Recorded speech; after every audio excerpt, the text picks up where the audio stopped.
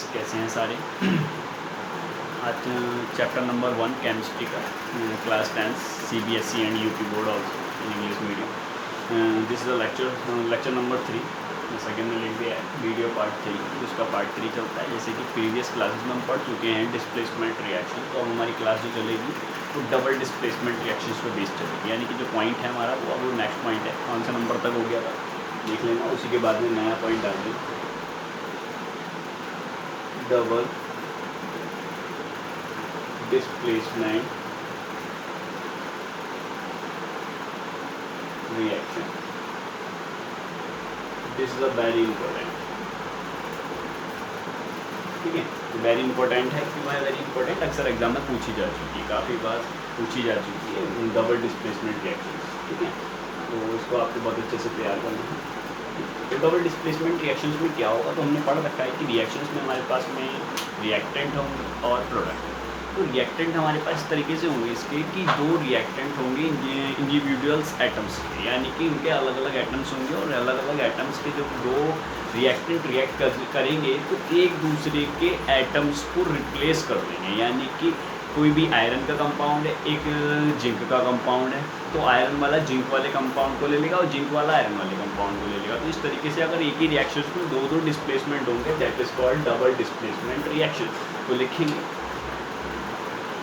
Definition, in which reaction the two reactant of different atoms are replaced by each other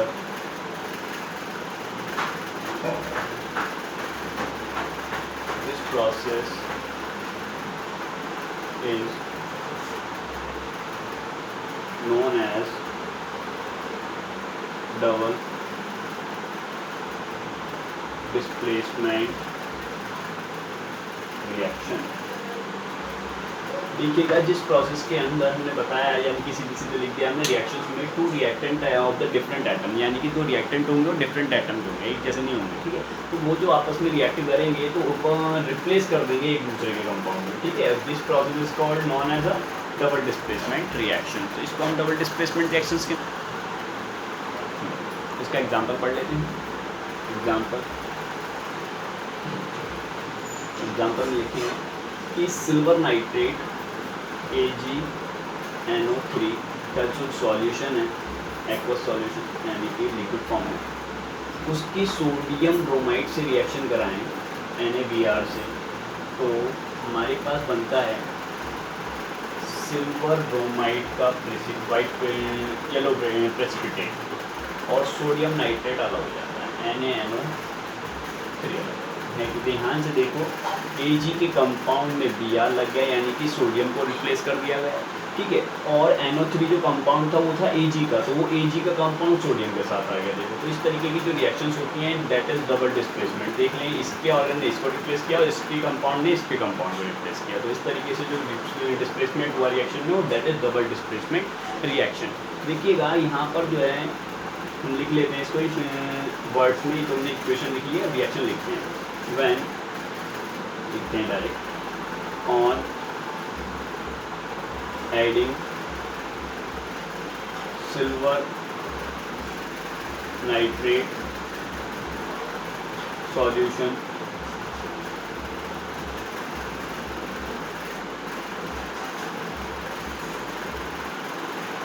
to sodium bromide, it gives silver bromide white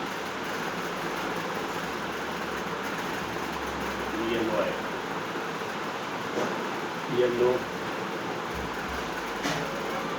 precipitate of silver bromide ये जो होता है वो AgBr जो बनता है yellow colour का precipitate बनता है। देखिएगा प्रेसिपिटेट क्या है, प्रेसिपिटेट वो सब चीज़ें होती हैं जिनको वाटर में डिसॉल्व नहीं किया जा सके, यानी कि वो किसी भी चीज़ में घुलेंगे घुल नहीं पाएंगे, दैट इज़ कॉल्ड प्रेसिपिटेट। जैसे कि हमने कल पढ़ाया था जो भी CaCO3 का COH का होल्ड प्राइस, यानी कि जो हमने पढ़ाया था कैल्शियम हाइड्रोक्साइड, उसको बताया था वाइट वॉशिंग में इस्तेमाल करते हैं, तो वो कैल्शियम ऑक्साइड का क्या होता है, प्रेसिपिटेट बन जाता है वाटर से रिएक्ट करने के। प्रेसिपिटेट यानी कि उसको आप घोल नहीं सकते, यानी कि आपको किसी अगली स्टेज में घुल नहीं सकता है, ठीक है। तो ऐसे ही यहाँ पर ये सोडियम ब्रोमाइड सिल्वर ब्रोमाइड प्राप्त होता है, that is the precipitate of silver bromide and sodium nitrate. Sodium nitrate, ठीक है। तो ये हमारा डबल डिस्प्लेसमेंट रिएक्शन था। अब नेक्स्ट टाइप्स ऑफ रिएक्शंस पढ़ते हैं। इसका एक से पहले नेक्स्ट टाइप्स पढ़ने से पहले इसका एक एग्जांपल और पढ़ लेते हैं, क्योंकि ये एग्जांपल हमारे पास काफ़ी सारे रिएक्शन को पूछे जाते हैं। तो सोडियम Na कौन सा रिएक्शन है वो डबल डिस्प्लेसमेंट का, सोडियम सल्फेट Na2SO4 के साथ इसकी रिएक्शन कराएंगे barium chloride BaCl2, that is aqueous. आप समझ ही रहे होंगे कि ये क्या है, एक AQ का मतलब ये सॉल्यूशन फॉर्म है, यानी कि एक वाटर के अंदर डिसॉल्व नहीं है, जो भी सॉल्यूशन है, ठीक है। और रिएक्ट करने के बाद में क्या बन जाता है NaCl, और एक बन जाता है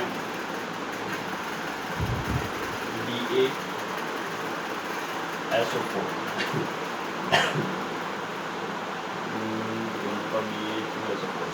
और यहाँ पर इसको बैलेंस और कर लो, Na2 Cl2 2 NaCl BaSO4 acid ऐसे आ जाएगा। ये जो है हमारे पास में ये है वाइट PPT, देखिएगा प्रेसिपिटेट को शॉर्ट में लिख देते PPT, ठीक है। और ये जो मिलेगा वो हमें किस कलर का मिलेगा, वाइट कलर का मिलेगा। तो ये वाइट कलर का PPT होगा हमारे पास में, ये आपको मालूम है, कॉमन सॉल्ट, ठीक है, ये कॉमन सॉल्ट होता है, ठीक है। तो यहाँ पर हमने क्या करा, सोडियम सल्फेट की रिएक्शन बैरियम क्लोराइड से जब कराई तो सोडियम क्लोराइड बना और बैरियम सल्फेट। तो यहाँ पर देखेंगे जो सल्फेट का कंपाउंड था वो सोडियम के साथ था, लेकिन अगले ही पल में वो कैसा हो गया, बैरियम का सल्फेट बन गया, ठीक है। ऐसे बैरियम क्लोराइड था, बैरियम क्लोराइड ने किसको रिप्लेस कर दिया, सोडियम को रिप्लेस कर दिया और बनाया किसका कंपाउंड, बैरियम सल्फेट का, जो कि यहाँ पर दिख रहा है वाइट फॉर्म में, वाइट PPT की फॉर्म में।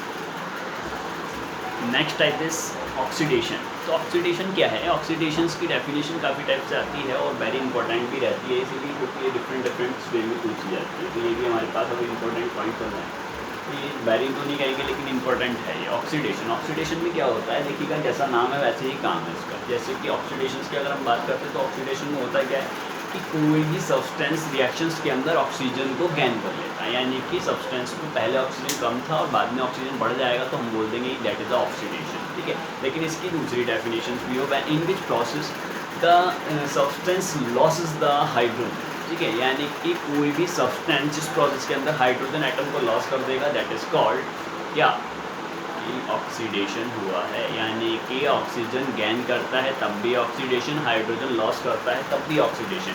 और दूसरा प्रोसेस ये है इसका कि जो भी एलिमेंट या सब्सटेंस, एलिमेंट तो नहीं बोलेंगे, सब्सटेंस बोलेंगे, कि अपने इलेक्ट्रॉनों को भी लॉस कर देता है। तो इलेक्ट्रॉनिक कॉन्फ़िगरेशन हमने पढ़ रखा था 9th क्लास में, अब हम बात करते हैं ओनली इलेक्ट्रॉन की। अगर वो इलेक्ट्रॉनों को भी लॉस करता है तो हम कहते हैं कि वो ऑक्सीडेशन है। तो हम तीनों टाइप्स की डेफिनेशन हम पढ़ लेते हैं, ठीक है। तो number 1,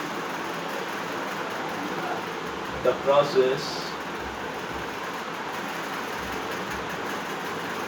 in which the oxygen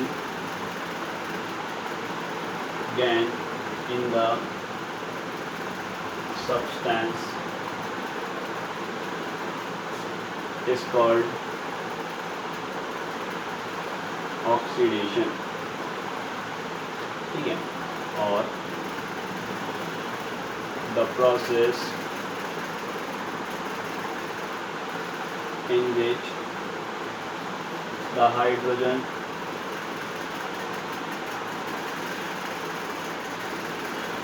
atom is the process in which the hydrogen atom losses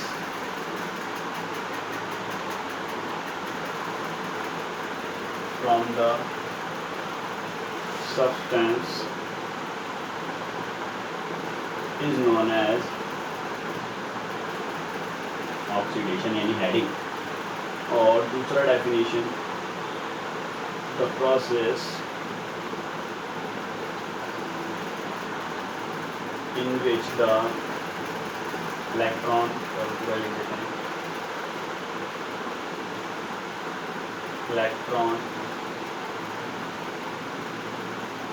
losses from the substance is known as heading। ठीक है, तो ये तीनों डेफिनेशन हमारे पास में ऑक्सीडेशन की ही है। ये ऑक्सीडेशन की डेफिनेशन जैसे मैंने अभी एक्सप्लेन की थी, उसी के बेस पर मैंने तीनों को लिख दिया। इन्हें नोट करेंगे। अब एग्जांपल और लिखते हैं। तीनों के एग्जांपल हमने नोट कर दिए हैं। जैसे कि पहले का एग्जांपल यानी पहले डेफिनेशन का एग्जांपल, कॉपर के ऑक्सीजन से रिएक्शन कराएंगे तो कॉपर ऑक्साइड बन जाता है, यानी कि यहाँ पर 2Cu है तो यहाँ पर भी 2 कर दीजिएगा सारे बैलेंस करने के लिए। ठीक है, तो यहाँ पर कॉपर ऑक्साइड तो ऑक्सीजन गैन हो गया। ये जो हमने लिखा है दैट इज ऑक्सीजन गैन। ठीक है, ये ऑक्सीजन गैन कर लिया हमारे सब्सटेंस में, that's why this process is oxidation. H2S यानी कि हाइड्रोजन सल्फाइड, हाइड्रोजन सल्फाइड के ऑक्सीजन से रिएक्शंस कराएंगे तो क्या होता है, ये 2S सल्फर अलग निकल जाता है और यहाँ से वाटर अलग निकल जाता है। तो देखिएगा जो H2S कंपाउंड था यानी कि जो सल्फर था, उस सल्फर के पास में हाइड्रोजन एटम थे, लेकिन आगे चल के वो हाइड्रोजन लॉस होगा। That's why this process is also known as oxidation. ऐसे जिंक है, जिंक के एटॉमिक नंबर 30 होता है। इलेक्ट्रॉनिक कॉन्फ़िगरेशन करेंगे तो इसके आउटर मोस्ट ऑर्बिटल में 2 इलेक्ट्रॉन एक्स्ट्रा आएंगे, तो इसलिए अपने ऑक्टेंट को कंप्लीट करने के लिए 2 इलेक्ट्रॉन को लॉस करेगा। 2 इलेक्ट्रॉन को लॉस करते ही इसका जो भी इलेक्ट्रॉनिक कॉन्फ़िगरेशन है वो कितना बन जाएगा, Z2+, यानी कि 2 इलेक्ट्रॉन को लॉस कर देगा। तो 2 इलेक्ट्रॉन लॉस करता है तब भी हम इस प्रोसेस को कहते हैं क्या, oxidation. Of chemical reactions is reduction. Reduction is the opposites of the oxidation. Oxidation का बिल्कुल अपोजिट होता है। ठीक है, जैसे कि मैंने इसकी डेफिनेशन पीछे लिखी थी ऑक्सीडेशन की, उसी की अपोजिट करके मैंने यहाँ लिख रखी है और आप उसको समझ लीजिए। ठीक है, तो process in which the oxygen is losses from the substance. यहाँ पीछे ऑक्सीडेशन इसका अपोजिट था, वहाँ पर ऑक्सीजन गैन हो रहा था तब हम उसे ऑक्सीडेशन बोल रहे थे। यहाँ पर ऑक्सीजन लॉस होगा तो हम बोल देंगे रिडक्शन। ठीक है कि नहीं। अब दूसरा स्टेप की डेफिनेशन क्या आएगी, क्योंकि the process in which the hydrogen gain, यहाँ पर हाइड्रोजन लॉस हुई थी ऑक्सीडेशन में, यहाँ जस्ट अपोजिट हो गया, यहाँ लॉस गैन हो गया। ठीक है, ऐसे ही यहाँ पे the process in which the electron gain, यहाँ पीछे वाले में क्या हुआ था, इलेक्ट्रॉन लॉस हुए थे, लेकिन यहाँ इलेक्ट्रॉन क्या हो गए, गैन हो गए। तो तीनों डेफिनेशन जस्ट पीछे ऑक्सीडेशन की अपोजिट है। ठीक है, रिडक्शंस के एग्जाम्पल्स हमने लिख लिए। ठीक है, 2KClO3 यानी कि पोटेशियम क्लोरेट।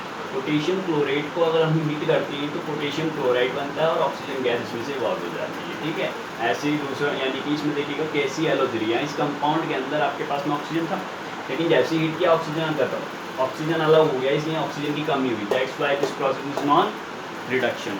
ठीक है, सोडियम में हाइड्रोजन ऐड हो गया, सेकेंड ऑफ डेफिनेशन को फॉलो करता है और देखिएगा सोडियम हाइड्राइड बन गया। ठीक है, तो इसके नाम लिख देते हैं ताकि आप इनको याद रखें। तो पोटेशियम क्लोरेट,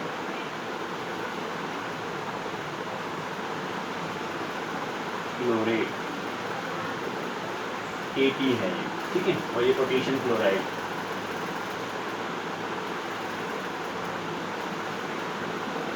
पोटेशियम क्लोराइड। ऐसे ये सोडियम हाइड्राइड है, सोडियम हाइड्राइड। ठीक है, जिंक में हमने बताया था कि 2 इलेक्ट्रॉन लॉस करने की पावर होती है, लेकिन ऐसे ही नेचुरली अपने आप ही लॉस नहीं करेगा, लेकिन किसी प्रोसेस से हम इसको 2 इलेक्ट्रॉन प्रोवाइड करा दें तो वापस जिंक भी बन जाएगा। तो यहाँ पे इलेक्ट्रॉन गैन हुए, हाइड्रोजन गैन हुआ है, लेकिन ऑक्सीजन लॉस हुआ है। That's why this process is known as the reductions reactions.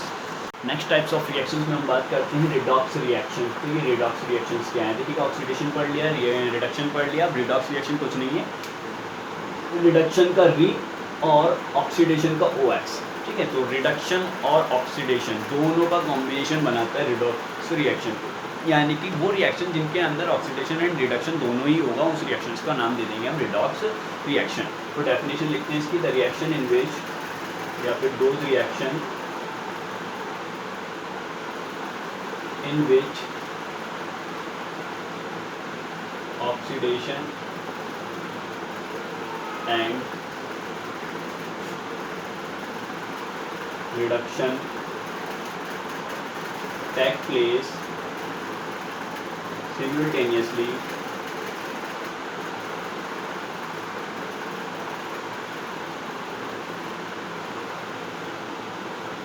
is known as